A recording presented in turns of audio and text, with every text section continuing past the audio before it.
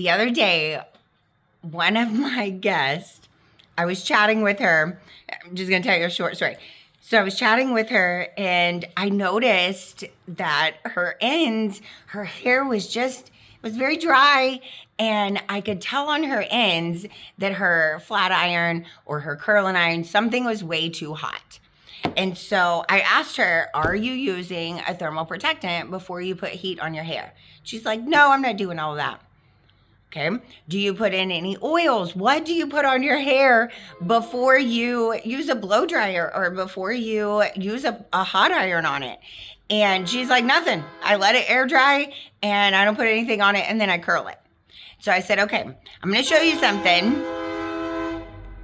Damn train. Every 35 minutes, it's so loud.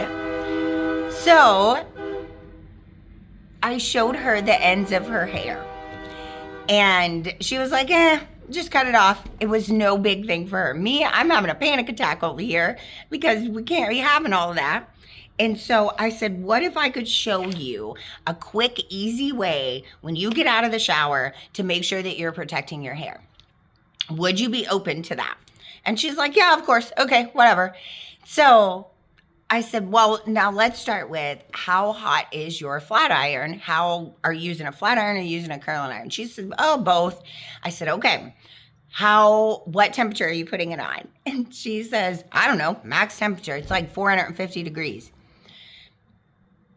For those of you who have been in here and I've scolded you for this, I want y'all to think about it this way.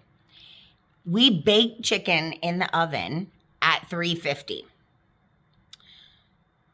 So if your flat iron or curling iron is at 450, what are you doing to your hair?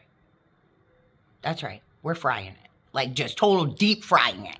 So if you're not putting on a thermal protectant, some kind of protectant, you could just stick a fork in the light socket. I mean, it's going to do the same exact thing. I don't want you to electrocute yourself. Don't do that.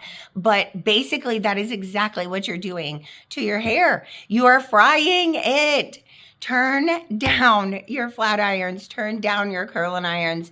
I know a lot of curling irons don't have a thermal or like a dial to where you can see how hot it is. Mine, the one I use in here, does not. But I also know I'm going to use a thermal protectant. When I explained this to her, she just sat there and she's like, well, nobody's ever put it like that to me.